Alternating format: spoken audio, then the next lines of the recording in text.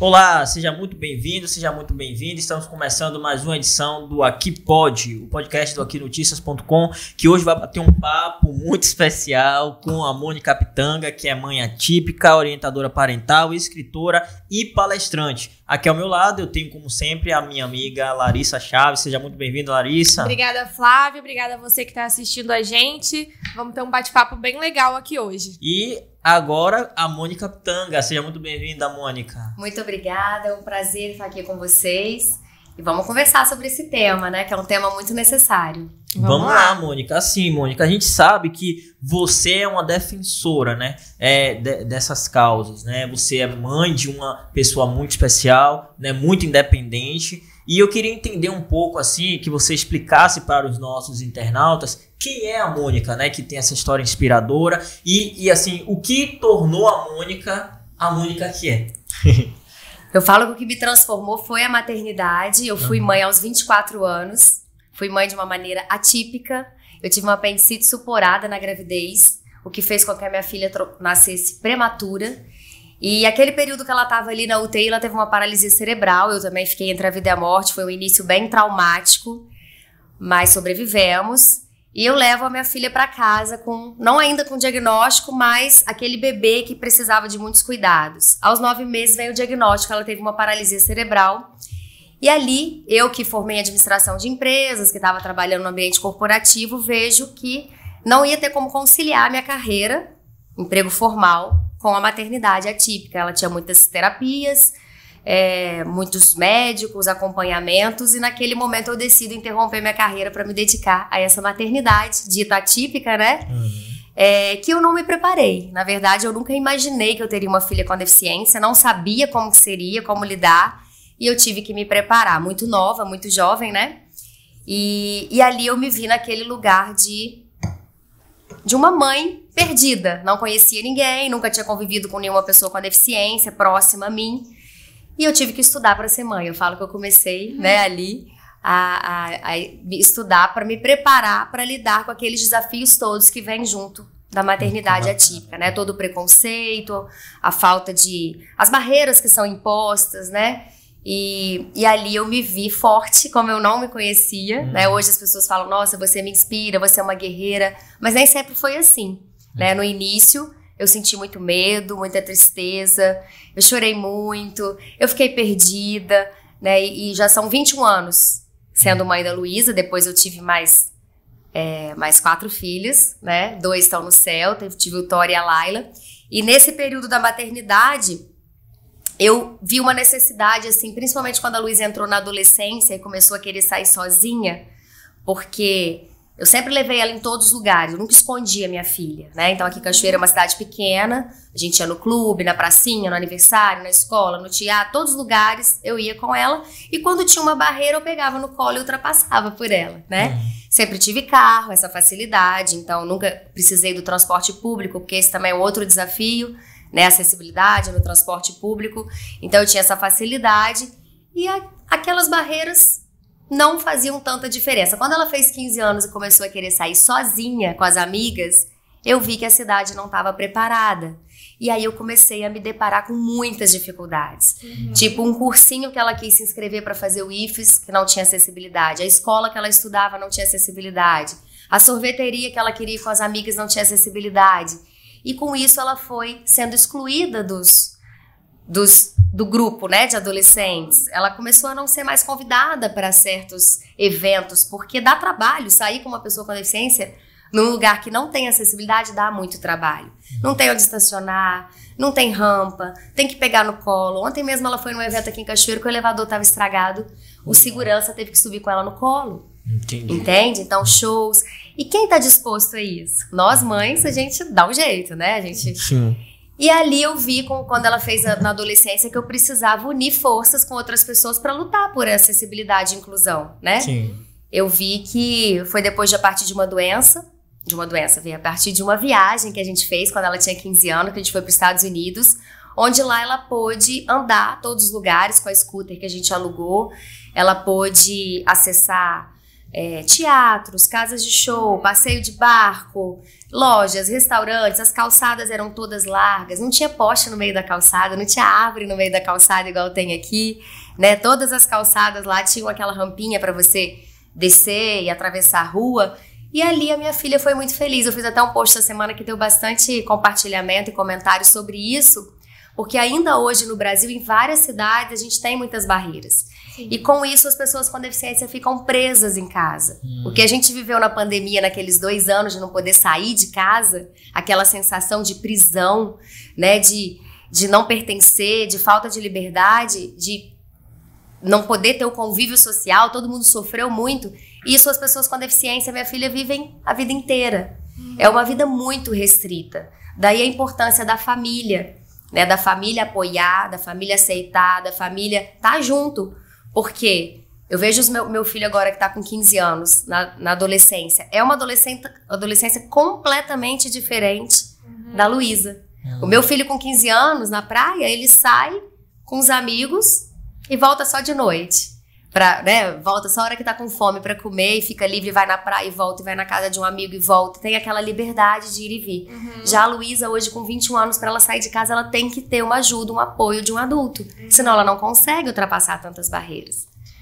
E você, Mônica, falando aí sobre todas essas barreiras, né, inclusive da sua filha, mas você deixou claro também no início que vocês são uma família que tem uma condição melhor, diferente de muitas outras famílias, mães atípicas que não têm uma condição tão boa assim. E como que você desenvolveu um trabalho para essas mães, para falar com essas mães, para ajudar essas mães? Então, quando eu comecei a estudar sobre o capacitismo, quando eu criei a ONG em 2019, o Mova-se, eu comecei a conviver com outras pessoas com deficiência com a realidade bem diferente da minha. Apesar de eu já conviver na praia aqui de Cachoeiro, ver aquelas mães chegando de ônibus com o filho pesado no colo, e aquilo me doer muito e falar, meu Deus, eu tinha consciência do meu privilégio de ter um carro, né, de ter um marido, de ter um plano de saúde. Isso, né, não é, a maioria não é assim. Uma parte bem pequena quase, né?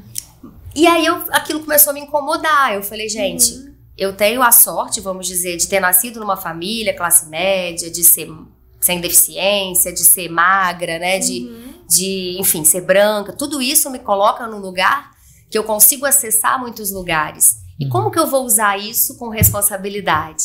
É criando projeto social. Então, criei a ONG, né, que é um trabalho voluntário. E só que eu entendi que esse lugar da ONG, o protagonismo, era das pessoas com deficiência. Eu fiquei 2 anos como presidente da ONG, do Mova-se. E quando chegou a hora de virar, eu falei, eu vou sair, vou deixar pessoas com deficiência nesse lugar, na presidência. Porque a luta é deles. Eu aprendi durante o movimento com pessoas que vieram lá atrás, pessoas mais velhas com deficiência, que existe um slogan no movimento que é nada sobre nós sem nós. Então, eu vejo a minha filha sofrer, mas eu não tô na pele dela para sentir os olhares, para sentir como que é você querer acessar uma loja e a loja não tem uma barreira ali de degrau, né? Eu quero comprar nessa loja, mas essa loja eu não tenho como entrar. Ou então eu entro e não tenho como experimentar roupa. Porque são muitas barreiras. Então, isso só a pessoa que vive o dia a dia. Né? Até no início da ONG a gente fez umas caminhadas diagnosticadas e a gente convidava pessoas sem deficiência para sentar na cadeira e passear pelo centro de Cachoeiro para ver. Mas aquilo é um recorte muito pequeno. De uma vida, né? É um momentinho. A pessoa com deficiência, ela vive isso todos os dias. E é muito desanimador, desencorajador. A autoestima da pessoa vai ficando lá embaixo. Né? Então, você viver isso todo dia é diferente. E aí eu saí da presidência da ONG e vi que o meu trabalho, a minha missão maior era com as famílias, porque como eu sou educadora parental, na época eu atendia famílias, qualquer família. Eu decidi focar nas famílias com deficiência. Entendi. Por quê? Eu fiz 4 certificações internacionais para me tornar educadora parental, né? Todos os cursos que eu fazia, todos os livros que eu lia, eu não escutava falar de crianças com deficiência. É como se elas não existissem naquele papo de educação respeitosa, de disciplina positiva. Poucos livros falando sobre as crianças com deficiência. Mas enquanto mãe atípica, tudo que eu escutava nas aulas, eu falava, nós somos as que mais precisam. As crianças com deficiência são as que mais precisam de encorajamento, de apoio, de acolhimento, de acolher as emoções, né, de colocar para cima, de fazer as adaptações, tudo aquilo que eu aprendi, todas as ferramentas lá para uma criança com desenvolvimento típico, eu falava, as crianças com deficiência precisam disso, e eu vou ser essa que vai levantar essa bandeira e que vai desbravar esse caminho, porque na época, 4 anos atrás, poucas educadoras parentais atendiam famílias atípicas. Hoje já tem mais gente, mas ainda é uma minoria, né? Então hoje o meu trabalho é com as mães e sou conselheira lá da ONG, né? Eu tô sempre por lá, com a Bárbara, que é a atual presidente. Como apoio, ela precisou, me chama, eu vou, ajudo, mas o meu foco hoje é com as famílias, é com as mães. Entendi. Dentro desse foco aí com as mães, né? Tem muita gente aí que tá assistindo a gente também, e você é educadora parental.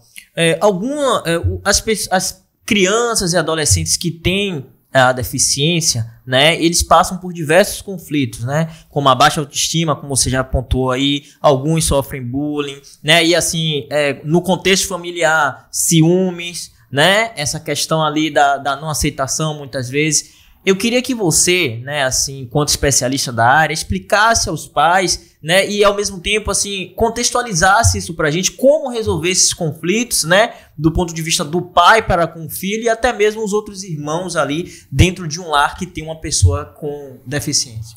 O primeiro ponto é tomar consciência de que o capacitismo, que é o preconceito, né, que as pessoas sofrem, preconceito e discriminação, ele é estrutural, assim como o racismo, ele é histórico. Então vem de uma história lá da Grécia Antiga, onde as crianças que nasciam com alguma deficiência, eles chamavam até de defeito, né? Elas eram mortas pelos próprios pais, jogadas no precipício para morrer, né?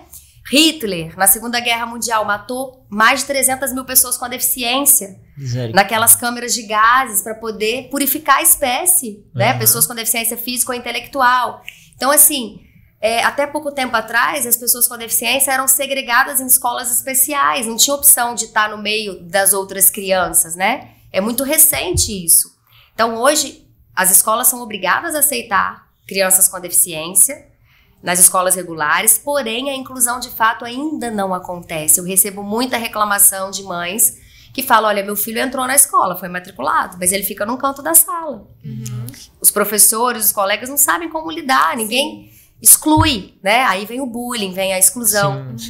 Então a gente precisa caminhar muito, já caminhamos, olhando para trás para a história, a gente já avançou, mas ainda, para quem vive na pele o preconceito e a discriminação, a gente ainda está muito atrasado. Então daí a importância dos pais entenderem como que funciona, trazer isso para a consciência, por quê? Alguns pais agem inconscientemente com os filhos, super protegendo, por exemplo, sentindo pena do filho. Então, é inconsciente. Ah, coitadinho do meu filho, já sofre tanto, já tem a deficiência, eu vou fazer por ele, eu vou fazer tudo por ele. Mas, na verdade, por trás disso tá o quê? Tá um pensamento de incapacidade, que é o capacitismo. Né? Então, essa criança, esse adolescente vai crescer achando que todos têm que fazer tudo por ele, porque ele não é capaz. Cresce com essa crença. Então, daí a importância de estimular os filhos, não fazer pelos filhos o que eles conseguem fazer. Então, enquanto pais, educadores, professores, a gente deve o quê? Focar em preparar o ambiente. Então, adaptar. Crianças que não se comunicam verbalmente. Existe hoje a comunicação alternativa. Então, você oferece livros com figuras para a criança apontar. Tem criança que não consegue apontar, mas ela só olha para a figura. Então, você pergunta, filho, ao invés de vestir a roupa no filho com deficiência que não fala, qualquer roupa que você quer, você pode chegar e perguntar, filho, você quer vestir essa ou essa? Eu conheço pessoas que a criança, ela só balança a cabeça, só deixa cair a cabeça. Então, a mãe estabeleceu uma comunicação alternativa que quando essa criança abaixa a cabeça é porque ela está dizendo sim. E a mãe volta a cabeça para trás, que nem voltar ela não consegue. Então, pelo menos essa criança ela tem a opção de falar sim ou não e escolher o que ela quer vestir, o que ela quer comer, aonde ela quer ir, né? Então, você dar opção para a criança e para o adolescente com deficiência escolher a própria roupa, que é uma coisa básica que você fala, né? Sim. O que você quer ver na televisão, em vez de colocar qualquer desenho? Então, desenvolver essa comunicação alternativa. No caso das crianças com deficiência física, adaptar o ambiente. Então, hoje o quarto da minha filha é todo adaptado. Sim. Até pouco tempo atrás, como a doença dela é degenerativa, ela vai piorando. Até pouco tempo atrás ela não usava cadeira de rodas. Então a nossa casa tem 2 andares. O quarto dela era no andar de cima, ela subia e descia escada. A casa é antiga, tem escada. Chegou um momento que ela passou a ter dificuldade. Nós chamamos uma arquiteta para achar uma solução. Vamos colocar um elevador? É muito caro colocar um elevador em casa, né? Sim. Então a gente viu que a nossa sala era grande, fizemos um quarto para ela na sala, embaixo. Bacana. Bom. Então adaptamos o quarto, o banheiro, onde ela ali, ela consegue, ela estuda, ela trabalha, ela muda roupa, o armário dela é da altura dela baixinha, a porta é de correr para ela conseguir abrir com facilidade, a gaveta tem um puxador que ela consegue. Então ali naquele ambiente adaptado, ela tem autonomia para fazer as coisas de uma forma independente. Uhum. Mas se ela vai para casa de uma amiga, para casa da avó, para um hotel que não tem acessibilidade, por exemplo, ela fica totalmente dependente de mim para tudo. Então o problema não está só na deficiência, né? O modelo médico, até um tempo atrás, era visto como modelo médico. Ele enxerga que o problema é a pessoa com a deficiência, ela que precisa de conserto. Então vamos operar, vamos encher de terapia, vamos mudar essa pessoa, vamos consertar ela. Que ela tem um problema, ela é um problema. Esse é o modelo médico, que vê o problema que tem que ser consertado. O modelo social da deficiência, que veio depois das pessoas com deficiência se unirem para lutar pelos direitos, por dignidade, entende o quê? A deficiência existe, o diagnóstico, mas quando essa pessoa, esse corpo com deficiência, ele encontra barreiras no ambiente, é que é o problema. Então a gente foca em eliminar essas barreiras. Então, como pais, a gente é treinado na educação respeitosa, positiva que eu trabalho, a enxergar esse filho além do diagnóstico, a ver as possibilidades, o que ele é capaz, quais são os pontos fortes dele.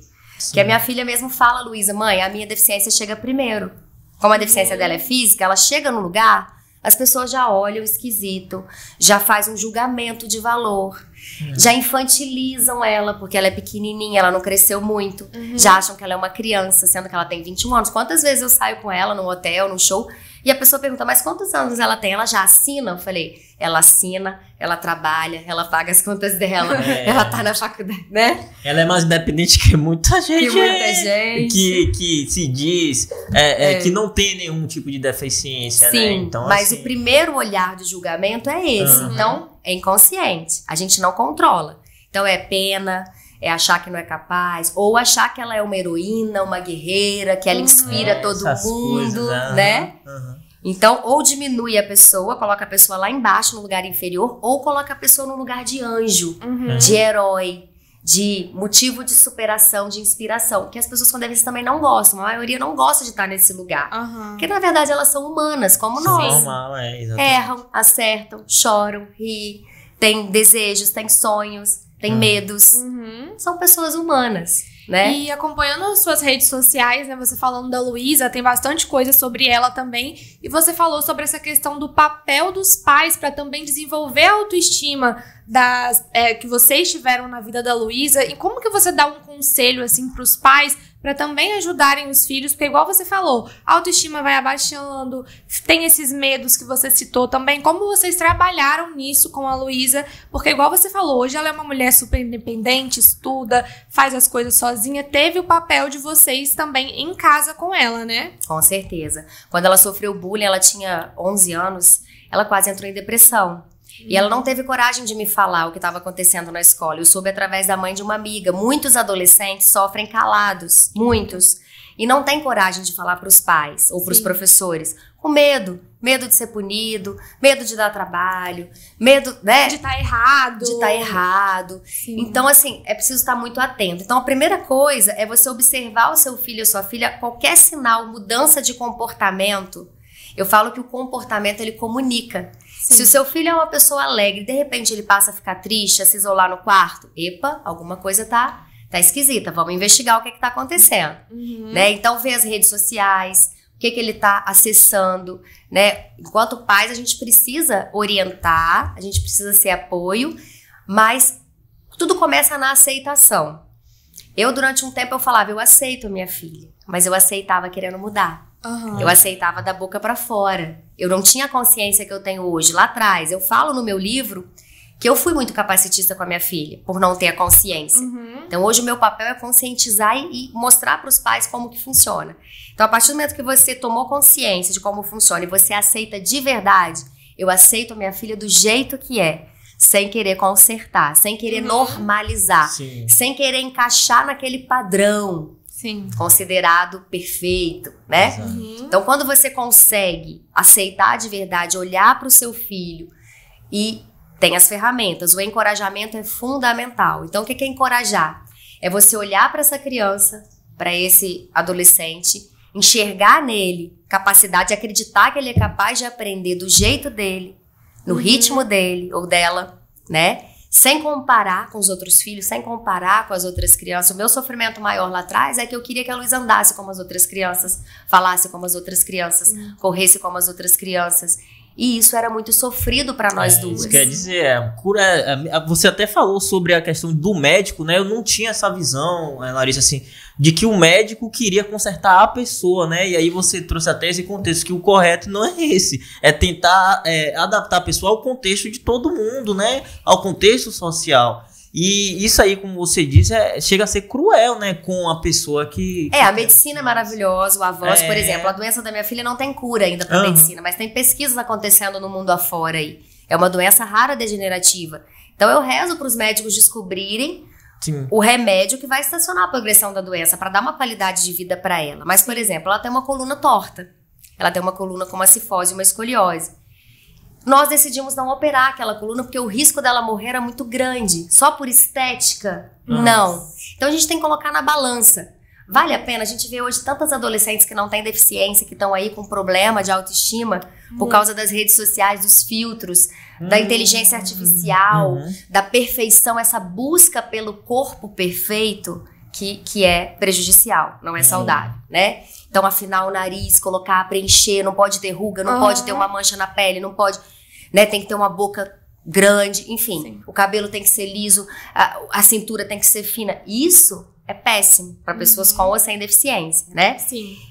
Mas quando você entende assim, olha, qualidade de vida, o foco do tratamento da medicina, quando você foca na qualidade de vida, então para ela respirar melhor, para ela conseguir viver mais tempo, ok. Agora, se o foco tá sendo assim, ó, pegar esse corpo e colocar ele no padrão e normalizar, tá errado.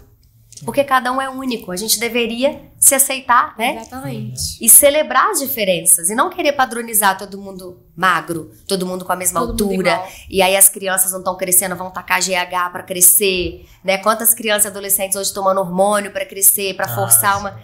É isso que eu ia falar, essa questão também da comparação, às vezes, não só de crianças com deficiência. Você vê mães desesperadas porque o filho do fulano falou uma palavra e o meu filho ainda não falou. Então, assim, isso também é cruel com as crianças, né? Imagino com as crianças com deficiência, igual você tá falando. Sim.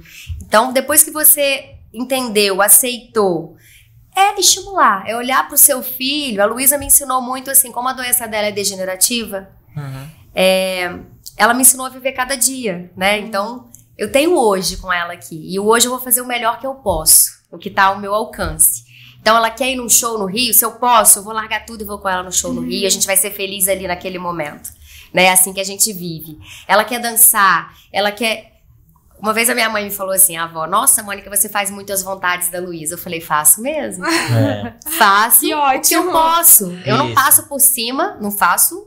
Né? Não sou louca, mas se eu posso, eu vou fazer. Por quê? Porque ela é uma filha boa, porque ela merece, porque ela já tem uma sentença de que a vida dela vai ser mais limitada. Talvez até mais curta, mas não, a gente não sabe, né? Na verdade, eu posso sair ali e sofrer um acidente. Exatamente. Só que a gente que não tem um diagnóstico, eu vejo assim, as pessoas que têm um diagnóstico de câncer, uma doença degenerativa, elas vivem mais intensamente o momento, a vida. Aproveitam mais, são mais gratas pelas pequenas coisas. Eu vejo isso, as famílias que têm filhos com deficiência, uma doença grave, elas ficam felizes com pouco. E tem tanta gente que tem tanto e não dá valor. Eu lembrei agora aqui falando com vocês, uma vez a Luísa, ela usou durante uns 3 anos um colete para consertar a coluna.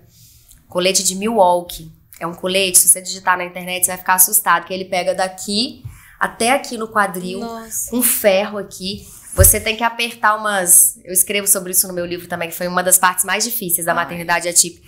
Você tem que apertar umas fivelas, como se fosse colocar uma sela num cavalo, você tem que apertar bem, assim. E a minha filha era uma criança. E quando ela colocava aquele colete, que ela tinha que ficar, só tirava pra tomar banho, ela tinha que dormir com aquele colete cheio de ferro. Eu chorava o tempo todo. Eu botava o colete e saía pro quarto pra chorar, pro banheiro pra chorar, porque era terrível ver minha filha presa naquele colete. Ela uma criança, mas foi indicação médica e ela usou durante muito tempo. O dia que o médico tirou o colete, que viu que não ia resolver pro problema dela, ela botou uma camisola. Ela tinha uns 8 aninhos, mais ou menos. Nossa. E ela ficou tão feliz de dormir sem aquele colete de camisola. Ela rolava na cama de um lado pro outro, comemorando o fato de dormir de camisola, sem o colete. Entende? Então, assim, é tanta coisa que a gente aprende, que a gente amadurece, que a gente evolui, que a gente passa a ver outras coisas como muito pequenas, né? Sim. E dar valor ao que realmente importa, que é você tá ali no momento presente. Então, quantas famílias hoje que estão juntas, mas não estão, né? Cada um no celular, cada um trancado dentro do quarto, as pessoas não conversam mais, não conectam, não olham nos olhos. Daí tantos adolescentes hoje se mutilando, tentando suicídio, com depressão, com transtornos alimentares. Falta o afeto, falta o diálogo, falta a natureza, o olho no olho. E é isso que a nossa profissão de educação parental veio resgatar, né? Recuperar as famílias que foram se perdendo por conta, principalmente do uso da tecnologia, que afastou todo mundo. Então, quem tá perto, dentro de casa, tá longe. A pessoa tá ali conversando com a pessoa lá do outro lado do mundo, mas o filho que tá ali do lado não tá prestando atenção nos sinais que ele tá dando, na tristeza, no isolamento, no bullying que tá sofrendo. Então a gente precisa muito falar sobre isso e atentar aos pais. Sim, com certeza. Aí assim, você que tá aqui com a gente, não esquece de se inscrever no canal e ativar o sininho para receber nossas notificações, né? E até o final aqui, a Mônica, ela vai dar muitas dicas aí, então fique atento. E Mônica, assim, a gente tá falando, eu tô falando aqui diretamente para o nosso internauta que tá lá do outro lado da tela, e uma das perguntas mais buscadas, né, no Google, é a forma correta de se referir à pessoa com deficiência, né? E você que é desse segmento, né, que luta, eu queria que você falasse diretamente para os nossos internautas, para que a gente também não possa mais errar, né? E não termine tomando essa atitude preconceituosa ou capacitista e tal. Qual é a forma correta de se dirigir a uma pessoa com deficiência? O movimento da luta da pessoa com deficiência, eles entenderam, a maioria das pessoas com deficiência gostam de ser chamadas assim, pessoa com deficiência. A pessoa vem antes da deficiência. Né? Não é portador de deficiência, porque eles não portam a deficiência. Eles não podem tirar a deficiência e sair sem ela. Né? Eu vou portar. Então, pessoa com deficiência, pessoa com nanismo, ao invés de anão. Né? Não se usa mais anão. Porque anão é um termo pejorativo. As pessoas com nanismo, muito tempo, foram ridicularizadas, usadas no circo para fazer piada, ou como bobo da corte. Então, eles querem, nos filmes, nas comédias, né? Então, pessoa com nanismo, pessoa com deficiência visual, deficiência auditiva, né? Não usa mais surdo-mudo, como falava antigamente também, né? Porque todo mundo se comunica de alguma maneira, seja por libras, seja por gestos, a gente tá o tempo todo se comunicando, né? Então, não existe pessoa muda, não existe. Ela pode não se comunicar verbalmente, mas ela se comunica de alguma maneira, né? Que mais? Então, essa questão do anjo, do especial, não é mais usada. Porque, como eu falei, coloca a pessoa num lugar que desumaniza a pessoa. Coloca ela num lugar muito lá em cima, né, ou lá embaixo. Então, a melhor maneira é essa, pessoa com deficiência. Entendi. Só mais uma questão nesse sentido? E tem uma abreviação da sigla que é PCD. Pessoa com deficiência, que também é muito usada hoje. Entendi. E no que diz respeito, eu posso até estar sendo ignorante, gente, aqui, mas assim, falar o termo cego ainda é correto? Como é que vocês avaliam isso, né? Falar o termo cego. Pode falar, a pessoa é cega. A pessoa que é cega, ela não enxerga nada. Certo. A pessoa com deficiência visual, ela enxerga um pouquinho, assim, que às vezes tem, né, baixa visão, deficiência visual. Então, não é errado falar cego. Ele é uma pessoa cega. Não tem problema. Né? Mas aí, eu sempre gosto de perguntar, como que você quer que eu me refira a você? Né? Porque tem algumas pessoas com deficiência que gostam, outras não gostam. Mas, no geral, é isso daí que a gente utiliza. E, Mônica, falando agora de políticas públicas também, né? A gente falou um pouco sobre a dificuldade de mães atípicas que têm uma condição inferior de renda. E falando nas escolas também, que você falou sobre o aluno com deficiência, às vezes, ficar no canto de uma sala. Mas aqui, por exemplo, para fazer uma matéria, eu já conversei com professores que falaram exatamente o que você falou, que essa inclusão não existe, que é uma fachada, né, falar que tem inclusão, mas que é um desafio também para eles, porque tem muitas mães que culpam os professores. Ah, não deu atenção devida para o meu filho, só que também é uma coisa que eles não estão preparados porque não tem políticas públicas para isso. Então, como você enxerga, você tem trabalhado também para isso nas escolas? Então, esse ano eu dei 2 palestras aqui em Cachoeiro para a rede estadual de ensino, e eu me vi nesse lugar justamente de ser essa ponte entre família e escola. Porque, na verdade, só vai resolver se unir. Tem que ter uma parceria muito forte. O que eu vejo são mães falando mal da escola, porque querem que os filhos sejam mais bem tratados, incluídos. Sim. A escola falando mal das mães, porque, nossa, que mãe chata, que mãe barraqueira, que mãe que só reclama, né? Sim. Então, eu acho que a escola tem que, óbvio, tem que dar treinamento para os professores, para a equipe, né? Mas também tem que ouvir muito a família. Eu acho que falta essa escuta da família.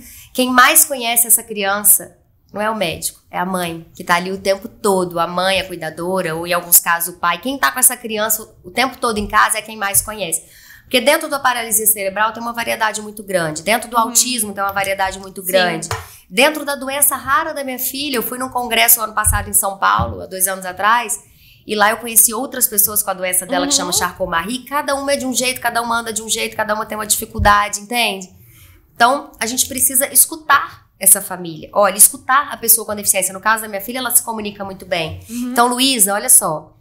Você entrou aqui nesse curso agora. A gente não está acostumada a dar aula para uma pessoa como você. O que você precisa?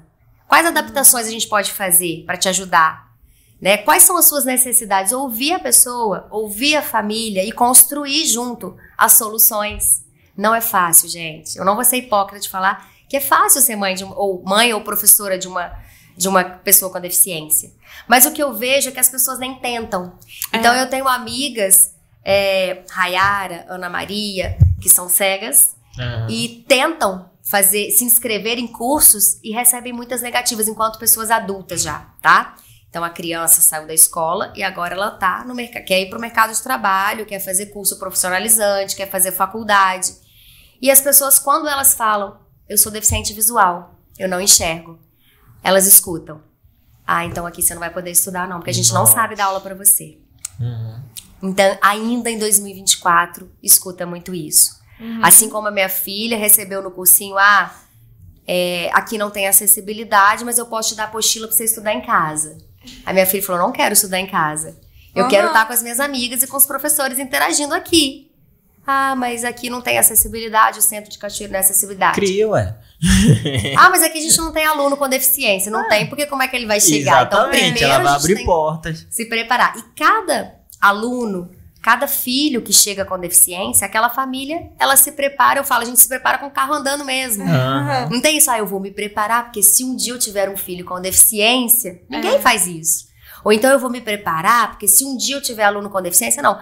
Esse aluno tá querendo se matricular? Exato. Então vamos olhar para ele como um ser humano, vamos acolher, vamos entender, vamos aprender, vamos fazer o que é possível, as adaptações.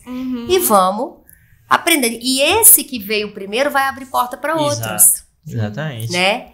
Então, tudo começa da atitude de estar disposto, de não ver aquela pessoa como um problema. Porque as pessoas com deficiência, os alunos com deficiência ainda são vistos muito como problema. Ai, meu Deus, esse aluno, mais um aluno autista na minha sala, eu não consigo, não dou conta. Tá, é difícil mesmo. Mas o que a gente vai fazer com isso? Essas pessoas existem. Elas precisam estudar, elas precisam trabalhar, elas precisam conviver. Então, vamos se preparar. Vamos estudar. Vamos fazer reunião. Vamos criar solução. Para cada problema tem uma solução. E vamos aprender junto. Porque depois que a gente aprende, aquilo que era um monstro lá atrás, acaba virando uma coisa mais fácil. Né? Hoje, lidar com pessoas com deficiência, para mim, que convivo diariamente na ONG ou com a minha filha, é natural. Mas já aconteceu de, por exemplo, uma amiga que é cega falar, Mônica, eu preciso ir no banheiro, você me ajuda? Aí eu falei, tá, ajudo, mas o que eu preciso fazer? O que você precisa de mim? Eu nunca tinha levado uma pessoa cega no banheiro. Ah, não, me leva até a porta do banheiro, ela falou.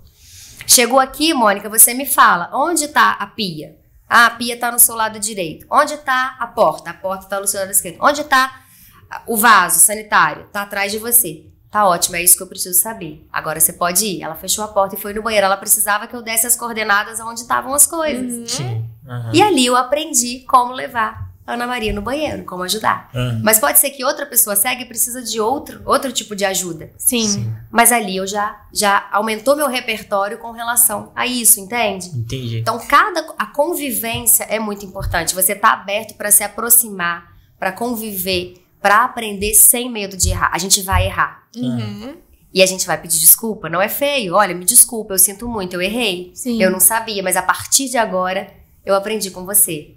E agora eu não erro mais, né? Então essa é a atitude que a gente deve ter. É estar aberto para aprender com as diferenças. Com certeza. E assim, pessoal, vocês estão ouvindo ela falar muito da filha dela. A filha dela é a Luísa, né? Então assim, eu tive a oportunidade, eu ainda não conhecia, né? De ver a Luísa. Eu participei de uma corrida aqui em Cachoeiro. No último final de semana. Ah, você tava lá? Do Perim, exatamente. Ah, que legal. E aí, assim, eu vi a Luísa lá, mas não sabia que era a Luísa. Né? Depois que eu fiquei sabendo, quando eu falei, não, a gente vai ter que fazer um podcast com a pessoa. Aí já tô vendo. Caramba, aí eu tô agora lembrando disso aqui. A Luísa, ela também participa de eventos esportivos, né? Ela dança, aparece também. Eu queria que você contasse um pouco e até explicasse melhor para os nossos internautas, né? Quem é a Luísa de fato, né? Que é como a gente tá falando aqui, independente da deficiência e tal, ela é uma pessoa muito ativa e independente, Sim. Né? Então, assim, eu queria que você falasse da sua relação com ela e, assim, também quem é um pouco a Luísa, né? Que parece que já vai gravar um documentário que vai levar a Cachoeiro de Itapemirim pro mundo, tá? Então, se Deus quiser. Fala um pouco pra gente sobre a Luísa. Luísa tá estudando jornalismo, vai ser futura colega de profissão de vocês. Que legal. E ela dança desde pequenininha, ela gosta muito de dançar balé adaptado, desde os 6 aninhos. Que ela fala que ela é bailarina, né? E dança com o professor Jeremias. E o balé traz vida, traz força, a parte do esporte já é mais pra satisfazer a minha vontade. Mas vocês foram até o fim lá, né? Sim. Nesse dia ela até tinha saído no dia anterior numa festa. Falou, mãe, eu vou igual aquele tio Paulo da cadeira de roda que viralizou. Eu vou na cadeira, você que vai me empurrar, então vambora. Ela topa tudo, ela fica feliz, fica animada. Lá a gente muitas pessoas falaram com a gente da importância da presença dela lá.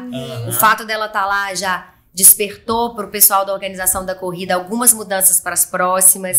Então, por isso que é muito importante. Cada vez que a gente vai num lugar, as pessoas mudam o olhar, né? Como você falou, já fiquei ali observando. As pessoas passavam pela gente correndo.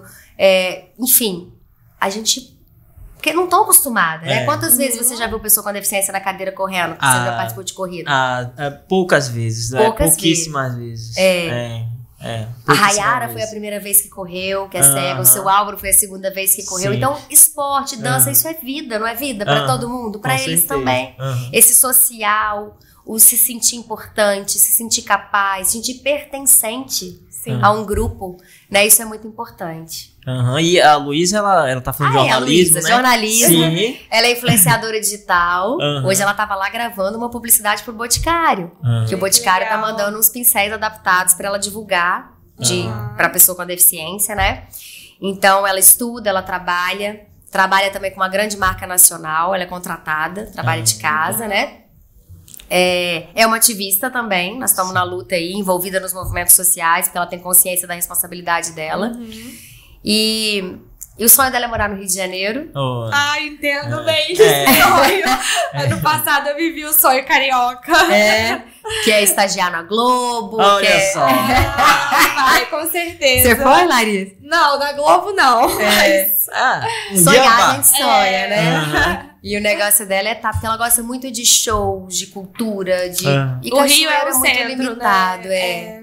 Ela perde muito trabalhos por estar aqui, não ter aeroporto. Sim. Porque nesse meio como influenciadora digital, as coisas surgem de uma hora para outra. Os convites vêm, você pode estar amanhã em tal evento?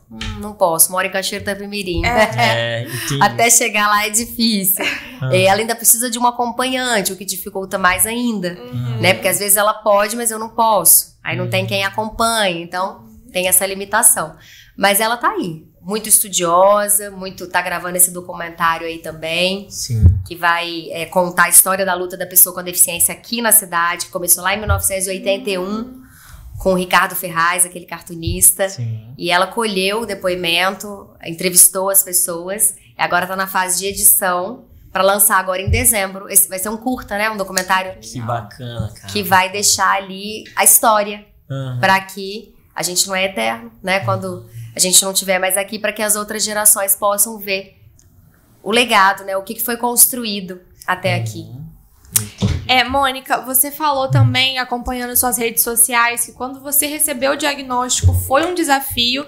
Aí você falou depois dos seus outros 2 filhos que vieram e teve a criação deles também junto com a Luísa, e que chegou um momento que você estava esgotada e aí você começou a estudar, se eu não estou errada, educação positiva. E como que é essa educação positiva e pode ajudar também outros pais, mães que estão passando por isso? Por esse momento, vamos dizer, de esgotamento? Existem vários nomes hoje para o mesmo modelo de educação. Educação positiva, disciplina positiva, parentalidade positiva, educação respeitosa, educação empática. É porque cada escola dá um nome, mas no fundo é uma mesma coisa. Sim. É uma educação respeitosa, que coloca limites, não é a permissividade, a criança pode fazer o que quiser. Tem algumas pessoas que confundem. Não é o autoritarismo também. Então, na educação positiva, a gente ensina limites, mas de uma forma respeitosa, uma forma mais gentil. A gente envolve a criança, faz combinados, faz reuniões de família, convida a criança a achar soluções, ao invés de punir, castigar, bater, gritar e fazer a criança obedecer por medo de ser punida. Ela vai respeitar e cooperar porque ela se sente respeitada. Porque ela gosta daqueles pais, ela sabe que quando ela precisa dos pais, os pais, ela é considerada ali, então acolhe as emoções, olha para as emoções, usa muita inteligência emocional, a comunicação positiva e desenvolve habilidades sociais que essa criança vai levar para o futuro, né? Então, o castigo, a punição, a palmada, o grito, isso funciona. É um modo de educar. Ninguém tá questionando que não funciona. Tem muitos adultos que falam, mas eu apanhei e não morri. Você não morreu.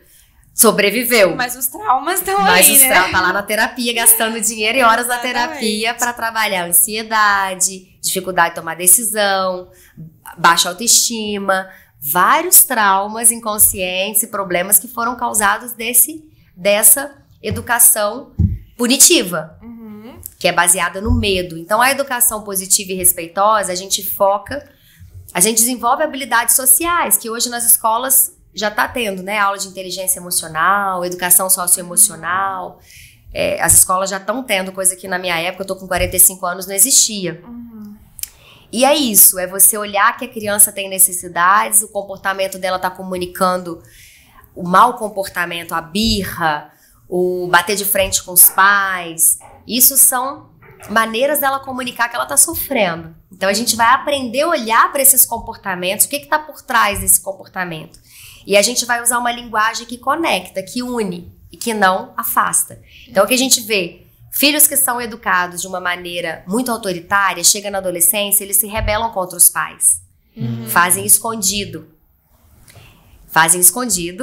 Ou bate de frente, começa a gritar, enfrentar, bater porta, bater boca, até ameaçar fisicamente os pais, né? Tem algumas, ou vão pra droga, enfim.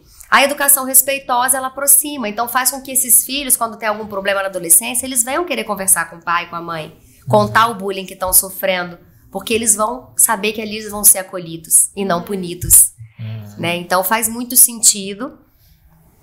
Fez muito sentido pra mim, eu já tô colhendo os frutos, né? A Luísa hoje já é um fruto dessa educação respeitosa que eu já exerço há 10 anos. Então o fato da Luísa hoje se colocar, se posicionar, trabalhar, decidir. Quando ela fez a entrevista de emprego, ela fez a entrevista, decidiu que queria trabalhar com essa marca, criou a conta no banco, tudo sozinha. Hoje ela comprou o tripé, comprou o microfone, comprou tudo para fazer o documentário com o dinheiro dela, do trabalho dela. E ela que decide o que vai comprar, o que vai gastar. chega lá em casa, a internet hoje, né? Ela faz a compra online, chega lá os livros, as coisas que ela quer. Show de bola. Por quê? É isso, tem que ser isso. Eu eduquei para ela ter essa autonomia. Sim. Eu eduquei para ela ter essa independência. Eu eduquei para ela ter essa postura de se posicionar, tomar decisões e ser independente, né? Então eu falo, eu educo os meus filhos para ser uma mãe desnecessária, porque eu não vou estar aqui para sempre. Bom né? isso, tá? Uma mãe desnecessária. Caramba, se a gente for falar sobre isso aqui, vai render assunto. Dá outro podcast. Botana tá aqui, mãe desnecessária. Depois eu te explico no off por que isso. Tá bom. Mas assim, Mônica, você assim, traz muitas experiências, né? Você, assim, aprendeu muito com a Luísa, né? E, assim, tá inspirando outras mulheres também. E você termina aqui colocando isso pra fora através de palestras e de um livro também, né? Parece que o livro tá na Amazon. Sim, o livro tá na Amazon. Eu esqueci de trazer aqui hoje. Mas ele chama Pontos de Afeto, Lições da Maternidade Atípica. Sim. Tá na Amazon. Também aqui em Cachoeiro, para quem é daqui, eu entrego autografado, né? Coloco a dedicatória, eu mando também para todas as cidades do Brasil, através do meu Instagram também, que é Mônica Pitanga. E eu conto a história desde o dia que a Luísa nasceu, que eu me tornei mãe, até ela completar os 19 anos, foi quando eu lancei, né? Há 2 anos atrás. E ali eu vou trazendo dicas e orientações para pais e professores. Não só para pais e professores que têm filhos com deficiência, não. Para todas as famílias, todo mundo que trabalha com educação. Por exemplo, tem um capítulo que eu falo só sobre o bullying, tem um capítulo que eu falo sobre ciúme dos irmãos, né? Porque na maternidade atípica isso é muito comum. A mãe se dedica muito àquele filho que precisa mais, os outros ficam meio deixados de lado. Falo sobre relacionamento entre casal, que também tem muitos casais que se separam, porque não aguentam a pressão, né? Alguns pais abandonam, vão embora. Esquecem de cultivar o relacionamento por conta das demandas da deficiência, né? Acaba deixando o relacionamento de lado, então muitos casamentos acabam. Eu falo do capacitismo, eu falo de encorajamento, eu falo da criação da ONG, eu falo de você achar um propósito, né? Dentro da sua dor, você entender e achar um sentido, que foi o que me motivou a criar o Mova-se. É muito trabalhoso, me exaure muitas forças, né? Esse trabalho que eu faço com as mães, que é um trabalho voluntário, mas ao mesmo tempo me dá muita vida, me dá muita força, porque quanto mais a gente dá, mais a gente recebe. Né? Então, eu acredito muito nisso, a gente se doa e recebe muito em troca, não só em aprendizado, mas também em sentido mesmo. Eu tô aqui por um propósito. A minha filha tem essa doença, mas eu não tô focada na doença. Eu levo ela no médico, eu faço o tratamento, faz as terapias, ela usa o BiPAP lá para dormir. Agora a gente vai ter que levar ela em Ribeirão Preto para uma consulta para ver a coluna dela. Então a gente está atento a isso, mas a gente não fica em função disso. Isso tá ali no cantinho, mas a gente tem muitos sonhos, muita coisa para realizar, muita coisa para viver, né? A gente tem vontade de viver. E esses projetos sociais nos dão sentido, né? Então a gente vai deixar um legado, a gente vai fazer algo aqui que vai facilitar a vida de outras pessoas lá na frente. E isso tem um livro que chama Em Busca do Sentido, não sei se vocês já ouviram falar, eu recomendo para todo mundo ler, que é do Viktor Frankl. Ele escreveu quando ele estava no nazismo, lá ele estava preso num campo de concentração, ele ficou 3 anos preso no campo de concentração, ele perdeu a família toda dele no campo de concentração, e ele desenvolveu a logoterapia, que hoje é usada, que é uma terapia com psicólogos, que ela é baseada em, a pessoa está com depressão, a pessoa vai trabalhar numa ONG, vai trabalhar num projeto social, vai criar um sentido para sua vida que você vai sair desse estado de depressão, né? Então, em busca do sentido, a gente ver por que eu tô aqui. Eu tô aqui por muito mais do que só trabalhar e pagar conta, né? Então, um propósito, uma missão. É isso que me move hoje, eu e a Luísa. E aí, Mônica, a pessoa lendo o seu livro já consegue tirar muitas dessas dicas que você falou. Muitas. Te acompanhando no Instagram. Mas as mães atípicas aqui de Cachoeiro, tanto as que têm condições, às vezes, de pagar uma orientação, ou as que não têm, como te procura, como faz para chegar até essa ONG e poder ser beneficiada também com o seu trabalho? Ótima pergunta. Por quê? Esse projeto social teve um encontro ontem, a gente tem um encontro por mês, né, aqui presencial, no prédio da Unimed, aqui no Gilberto Machado. Tem vagas abertas. E eu todo mês anuncio.